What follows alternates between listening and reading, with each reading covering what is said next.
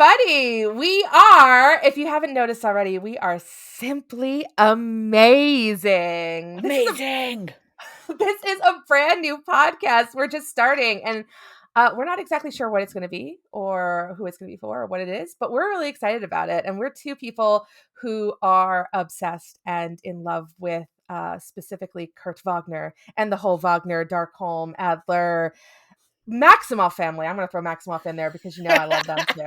So let's start with some introductions. My name is Lisa. You can also call me Nocturne with a Nacht, the German Nacht in it. You can find me on Twitter at the OG Nocturne. We'll do all that at the end as well too, though. And I'm going to introduce my co-host right here. She can introduce herself. What's up? My name is Lauren. I'm your friendly neighborhood bi, and I'm usually known for how much I simp over Nightcrawler on Twitter and Instagram. So it's fine. It's a great time, everybody. Don't we all? Let me tell you, it is a good time to be a Nightcrawler fan because, as we all know, just recently in Onslaught Revelations, the most important revelation has come: the return of the beard. Yes! Daddy Crawler, as you said, is back! Daddy Crawler is back. I am so excited. I don't know if the original artist, I forget who was the artist who did the beard originally. Who was the artist who did the beard? Oh, it was on X-Men Red. It was on X-Men Red. I'm gonna vamp while you look it up. But the artist who originally did it, I don't know if he expected it to become the ridiculous sensation that it is, but I think it's become an X-Men character in and of itself at this point. The beard is just absolutely gorgeous, and I can't have a Kurt without a beard at this point. I love him. I love it so much. Am I right? Yes, it's so good. And I just found the thread. Mahmoud Asrar. I'm so sorry if I butchered that. I'm so white. It's a mess. We are both very white. I apologize. Yes. But yeah, so he in this thread here, he fought really hard to make sure it got in. And I think originally Travis, who did this cover, somebody did it first. Travis Charest put it on a cover first. And then once that cover, it was a variant for X-Men Red #2 came out with that beard. Then they were like, all right, we're going to have the progression of the beard throughout X-Men Red. So you can actually see it, which is really fun too. I know. I love that. And I read, there's actually a great article. I think is it on CBR? There's a great article about the beard because the beard actually grows very quickly. It grows over the course of a day. Yeah, like 2 or 3 issues maybe. And yeah, it's a shorter time. Yeah, but anyway, we love it. It's amazing. It's fantastic. I like to think that Kurt grew the beard because he had just gotten dumped by Rachel. And there's that old trope of when a woman gets dumped, she's like, I'm going to get a new hairdo. I think that was Kurt's version of getting a new hairdo. It's like, well, I'm going to grow a beard then. And, because imagine you just got dumped by the woman that you were going to propose to. Because remember, he was going to propose to her. And that's so weird to me. Like that whole thing's just. I mean, that's an episode in of itself. That is an episode. That is a giant size episode. That's going to be like a 4.5 hour Cerebro sized episode that we're going to do about Cerebro. Connor doing the Lord's work every time. Oh my God. We're going to do that. Go about Kurt and Rachel and that whole thing. But can you imagine that you just got dumped by the girl you were going to ask to marry you. And now you got to be on a team with her mom. Now you got to work with her mom. Right? Who you've also known for years and is basically considered a family friend level. He's known Jean forever. Come on. To the point where he names his daughter after her, basically, in Age of X-Men. Yeah. So. Yeah, I mean, it's a thing. But yeah, I mean, we wanted to come on here and introduce ourselves and just start, by talking about Kurt and his beard and everything else about him, apparently. Yes, and I just want to give a little context to our the title of our podcast, because we were going back and forth with all the different titles. We've been talking about this podcast for months now, and we've been what can we do? What are we going to, how are we going to do this? Because we both love, it's not just Kurt, we both love the whole Wagner, Darkholme, Adler, Maximoff family, all of them. I personally am a huge Nocturne fan. I have been harassed for it in the past, but harassed with much love. It's for okay. it. You can harass me. I need more Nocturne education, so I'm here for that. Oh, girl, I'll give it to you. Oh my God, I'm going to give you a PhD in Nocturne by the end of this, let me tell you. Um, but I wanted to point out the reason we chose this title. So, in Amazing X-Men 13, which is a story about a young mutant, NOLA, something, Victor, who is both gay and a physical mutant who is running into this issue where he is trying to meet somebody, but they don't know that he is physically mutated. They don't know he doesn't look human. So it's this beautiful play of intersectionality because you have North Star who is trying to help him with the gay side of things, but he can't help him with the physical mutated side of things. But then you have Kurt who's trying to help him with the physically mutated side of things. And there's this beautiful panel, and I'm just going to go ahead and read it. And this is what gave me the idea for the title. Was Anole asks him, or Anole asks him, how did you get over it? How did you get over, looking so different? And Kurt says to him, one day I had an important realization. I remembered that I am, quite simply, amazing. There is no one in the world like me, no one with my experiences, no one with my particular opinions. My troubles, they simply make me stronger. They've given me other tools to work with. I am fully, entirely me, and I'm quite fond of that me. I wouldn't want to be anyone else, not for a moment. And you know what, everybody? That is true about all of us. We are all simply amazing. And I thought that that was an amazing way to start this podcast. And what is more Kurt than that quote? Am I right? I feel like we, in the future should start every podcast just reading that last part of the quote, being like, we are all simply amazing, right? Like, I feel like it's just a great way to start off a day. And it's exactly how Kurt would start a podcast if he had one. I totally agree. And I was saying to you before, Lauren, like Mhm. I lately, like with my job has been a little bit crazy and I've been stressed out and I've found myself quoting that quote to myself just out of context of the comic, just remembering it like I am simply amazing. It just comes to my mind and I'm like, yes, we are all amazing. Listen, to you out there listening, I'm just going to say this to you specifically, and I'm talking to you specifically who is listening right now. Yes, you specifically. You are amazing and you are worth it and you are everything and don't let anyone tell you any different. The end. Thank you. Exactly. That's it. Period. And I think that's exactly what Kurt's going to go around doing while he's trying to keep people in check. And the next line coming up, he's going to say, "You don't think you're amazing? You're either going to be amazing, or we're going to figure out what to do with you." Exactly. In Krakoa 911. So There you go. Exactly. So yeah, so if that's where we got the name, where did you I feel like we should just, give more interest to ourselves, right? Where did you first, see Nightcrawler? I mean, I know you're older than me and all that, and I'm a baby. So where did you first get exposed to Kurt? What made you go, "Oh, hello, little rascal"? So this is a weird and interesting story. When I was a kid, when I was a kid growing up, X-Men were like the biggest thing ever, which to a lot of the kids in the younger generations is like bizarre because right now Avengers are like the biggest thing, and a lot of young kids growing up now, Avengers are like so huge. But like when I was young, X-Men were everywhere and Mhm. everything. X-Men were like everything. It was Batman and X-Men were the big properties when I was a kid. That was what it was. And so I collected Marvel cards when I was like a young kid, like 10, 11 years old. We used to trade them in school. And I remember the Jim Lee like Marvel card of Nightcrawler. On the it was him on a brick wall, up against a brick wall. I see you digging. I bet you have it. I do. I'm trying to find it. I have all the cards, I think. Maybe I'm missing one. I have mine somewhere. I really think they're either in my attic somewhere or my parents' attic, but I don't know where I have them. I have to find them. Um, but yeah, I had the Jim Lee card, and that was my first time I ever saw him, and I thought he looked cool because he didn't look like all the other mutants in the cards or all the other characters that kind of looked normal. Right. So I thought he looked so cool.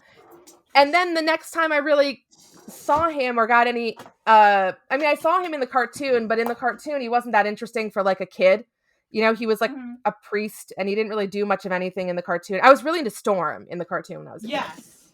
I loved Storm. Yeah. And the next time I really saw him was X-Men Evolution, and I loved him in X-Men Evolution, and that just kind of, from that first time seeing him on the card to X-Men Evolution, and then it was just like a love affair from there. I found them. Oh my god, amazing. I love it. I love it. But oh my god, I love it. I love it. Yeah, but I fell in love with X-Men Evolution, and I ended up working on a Nightcrawler centric message board for several years. I met Dave Cockrum through that. I hate you. I know. I met and I knew Dave Cockrum and Patty Cockrum for a while before Dave passed away, sadly, in 2006. And oh yeah, that's him. That's hot. That's it. I love it.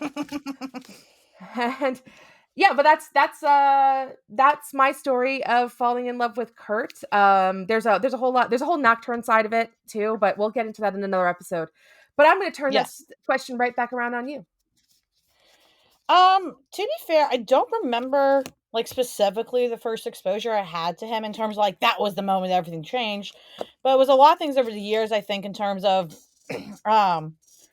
I was really big on like video games as a kid, like the PlayStation and stuff. And so I remember playing like the Marvel Ultimate Alliance video game and the X-Men Legends games.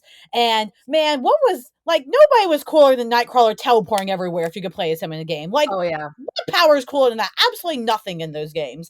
And I don't know. I just as I read the Uncanny X-Men line, Claremont originally wrote like the first the like, the 100 through like 150 issues. I just really fell in love with him because I don't know. I'll get into that later. But yeah, so, I got into those issues and that made me, really focus on him more. And I love characters in general that tend to be, more outcasts and they look different, but they're really like more human than everybody else. oh yes. And that's completely Kurt, and so those video games are big, and reading the original Claremont run was huge. And yeah, X-Men Evolution was huge when I was a kid. Like, I mean, that was the cartoon, and it's funny because it's definitely not comic accurate at all, but it's so fun, and I think that's what's important. And honestly, that's probably one of the better like TV or movie interpretations of Kurt personality wise, funny enough. But yeah, I so would agree. actually kind of similar to yours, I feel like, which is funny, X-Men Evolution and all that. And yeah, I think we're getting into another good Kurt era now where we're getting more stuff focused on him again. It's about damn time. I agree. I feel like we go through these like weird wallflower stages with him where he just doesn't do anything for years and years and years. But I do want to I want to touch base on what you were saying about him being the outcast but being more human than everyone else, because that's true. There's something about his character that does really reach out to all outcasts. And I think the thing that really touches us is he's an outcast who's so freaking positive about it, Yeah, Like, right? for those of us who were bullied in high school or, went through whatever, those weird stages, those awkward stages, we all went through those times, and we remember going through those times and feeling hopeless. You felt like it's never going to end. We're never going to get through it. Okay. I want to tell everybody out there, if you're listening and you're going through any of those stages, it's going to end. You're going to get through it. You're going to be fine. As someone who got through them all and was fine. Okay. You're going to be fine. Well, you're going to be better off for it. Okay. And that's the interesting thing, everything is temporary, the good and the bad. So it sucks the good is temporary, but also the bad is temporary. And Kurt's a good reminder of that, right? He understands both. That's exactly it. But for someone who the bad for him is there's so much more bad for him because so for all the other mutants out there, right? I mean, he was really the first mutant to ever be introduced that was as a good guy. He was the first mutant that was introduced that was physically mutated. So for all the other mutants, they were, they had their issues. They could pass. They could pass. Like, exactly. They could pass. They could walk down the street. They could have all these things. And actually, we'll move into our next question. I was gonna with this, but we'll move into the next question. So let's talk about like what your favorite stories were, like what our favorite comics were. Because the one I'm going to bring up, which is one of my favorite ones, an early comic, is The Big Dare, which was a comic where it's one of the first times that Kurt ever really goes out without his image inducer, and it's such Yes. a great story. It's an original story. It's Claremont. I'm pretty sure it's Claremont, and I think John I would Bolton was assume the so. artist. Yeah, I know I have it in my Marvel Visions book, which I'm looking at Mhm. right now. It's like right on my little bookshelf. But yeah, it's a such a great classic Kurt story because he's given the opportunity for the first. It's basically Wolverine dares him like to go out without his image inducer. They're both drunk. They've been at Harry's all day drinking. And he's like, I Mhm. dare you. And Kurt does it. And he doesn't get, I mean, yeah, some people react poorly, but some don't. And it's a great lesson. And from there on out, he kind of is not as married to his image inducer as he was in the beginning when he first joins the X-Men, where he's always wearing it when he's out. Yeah, I like the image inducer stuff too, and then there's the issue where he, finally stops during the image inducer, like, Wolverine, talks to him and it's like, "Hey, dude, like, no, stop doing this to yourself, like, Hmm. you wouldn't let me do this to myself, why are you doing it to yourself?" Basically, and he's absolutely right. Exactly. Um, and, I mean, honestly, so many good stories with Kurt are actually with Logan, and I see why people ship them, but, even just as friends, like, I have the comic where after Kurt dies, Logan has to do all these things that Kurt basically asks him to do after he dies. And it's such a beautiful comic and That is it's so so cute. sweet Yeah. to see, Logan do that for somebody that isn't fucking Jean Grey. Yeah. Like, and it's so heartfelt. And only Kurt can get to somebody like that. Only Kurt can get to somebody like Logan in that way and not be romantic, canonly at least romantically attached like Jean Hmm. was, like, Oh, agreed. um, I mean, I'm a big fan of the Kurt Logan relationship as far as friendship goes. I know there's a lot of people who love them, romantically. I don't ship them that way, but it's okay if you do.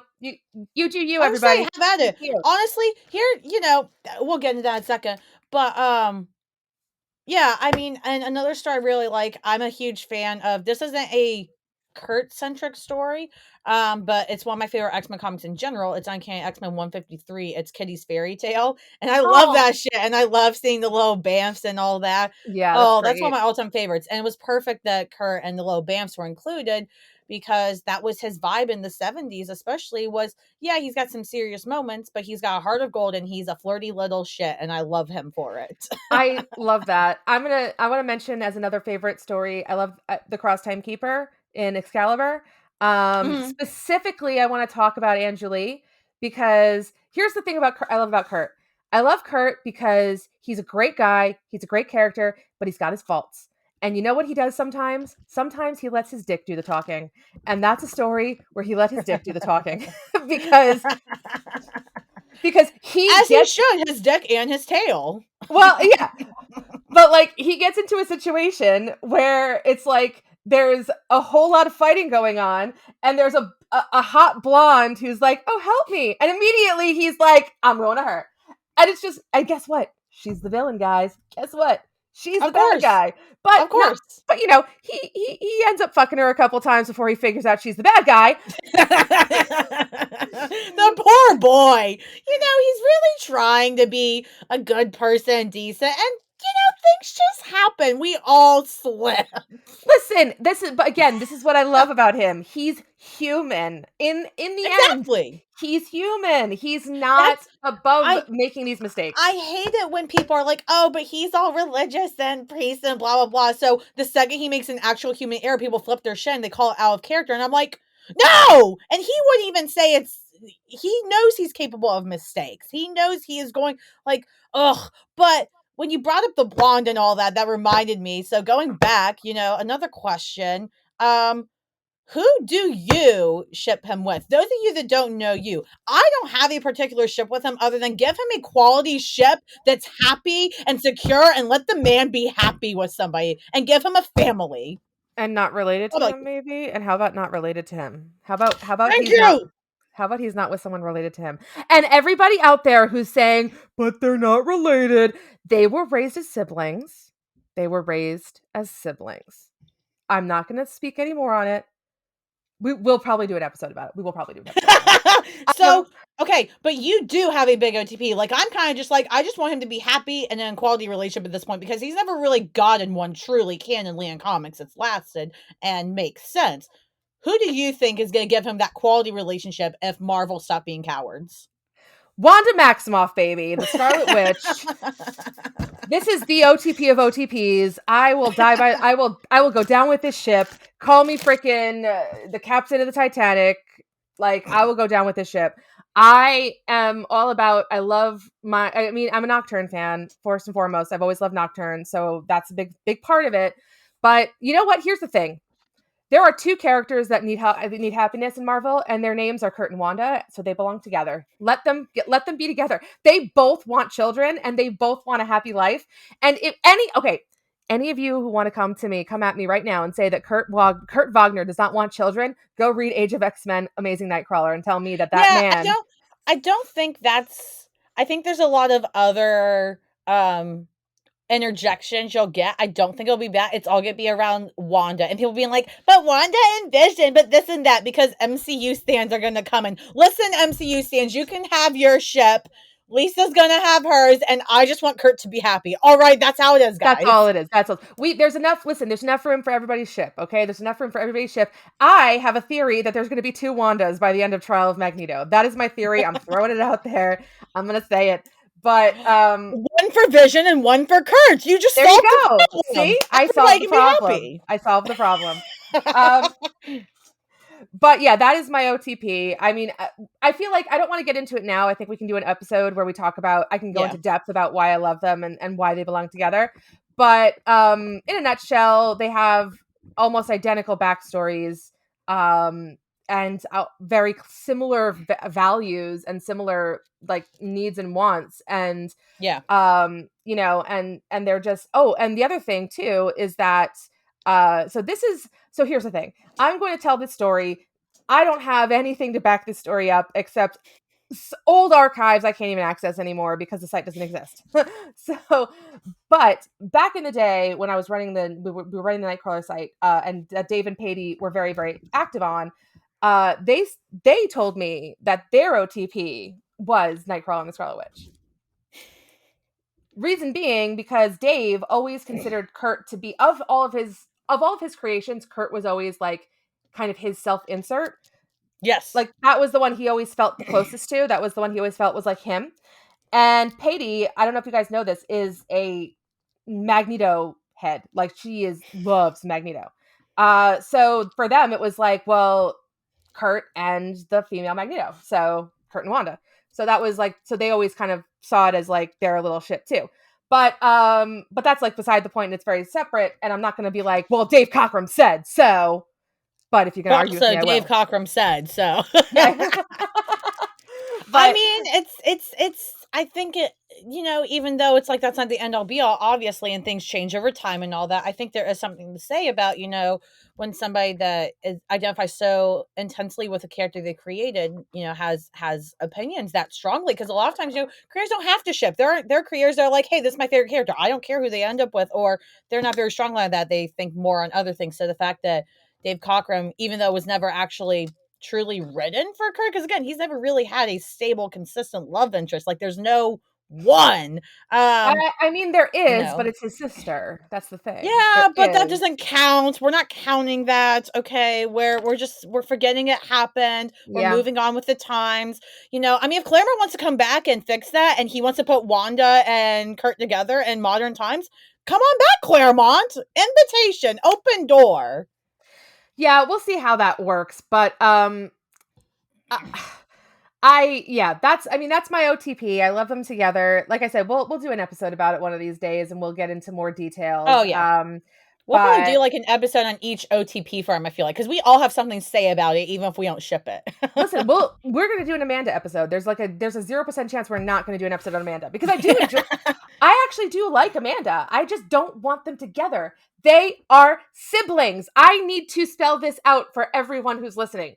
They grew up together. There is unless they do a huge retcon and retcon that part. Would that be enough? Would that be enough for you to be more okay with that relationship? Like, genuine question. If they found a way to retcon the fact that they grew up together as siblings and such, right? Would you, but still keep their personalities in general and stuff and all that? Would that be enough for you to say, you know what? fine? Or is that still like, it doesn't matter, it happened, it's stuck in your head? Well, here's my question. Writers, why can't you just find him someone else instead of retconning his fucking sister? You know what I mean? And True. also, I like his family backstory. I don't want it to be retconned. I really like him having grown up with siblings and having grown up in a family. I like that about him. He's such a baby. I love him. I know. I like that he grew up the youngest of his siblings. I like that he grew up with a very stable home life. I mean, for the character he is, having a stable home life, as stable a home life he could have, right? Growing up in a circus and all that stuff, I think is so important. And I mean, just going back to Amanda for a second, like there is a non-zero chance they took baths together as children, guys. All right. I just can't. I can't. I mean, like Margali's got albums. Margali's got albums of them in baths together, guys. We're gonna have a whole episode where Lisa herself is gonna take the reins and Amanda. I won't even need to do anything. We're just gonna talk about it. I can't. We're gonna talk about all of it. But we'll have an episode about Stefan. We'll talk about him. We'll talk about everybody. We'll talk about them all. Them all. We'll even have, you know what? It came out. That's it. I know. Yeah, I'm from New York, baby. We're gonna talk about it all. We're even let's say if this podcast lasts long enough, we'll even have like a 2-minute episode about their like Kurt and Wanda's like grandchild that never came to be. So we'll do that too. Bro, you're gonna make that a 2-hour episode. Don't lie. 2 minutes, please. You can find a way to make it 2 hours. I'll talk about it for 2 hours. Talk about it because it's about Nocturne. I'll talk about it for like 2.5 hours. Exactly. Well, we're getting close to our time limit, so we should wrap it up. But what is there anything else you want to say about Kurt before we do that?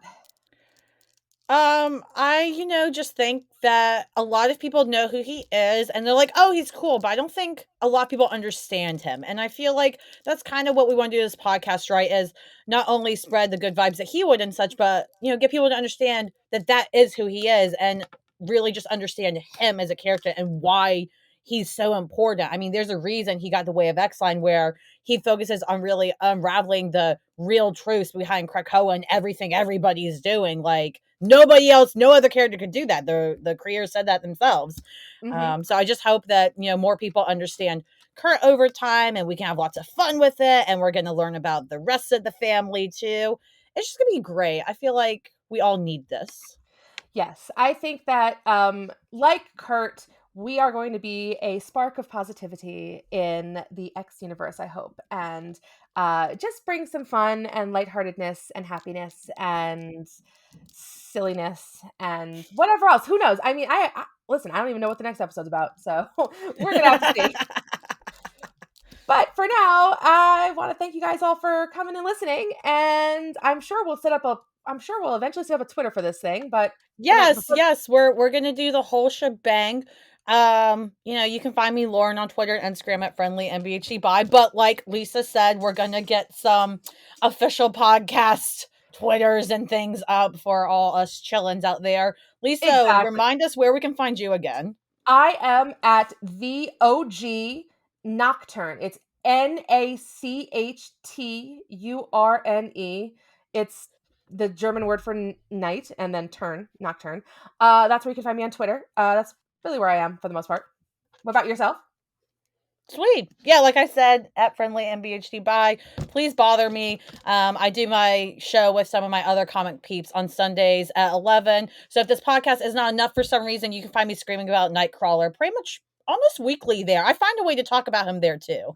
Yeah, I talk about Nocturne a lot on my podcast, or not my podcast. Well, I'll talk about it on my podcast a lot. But I talk about it on my Twitter a lot. I talk about Nightcrawler a lot. I also love to talk about true crime a lot. So come talk to me about whatever you want to on there. If you want to tell me that you love Amanda and you love Kurt and Amanda together, come argue with me. I would love to hear it. But please, one thing I don't want all y'all to forget is you are simply amazing. Amazing.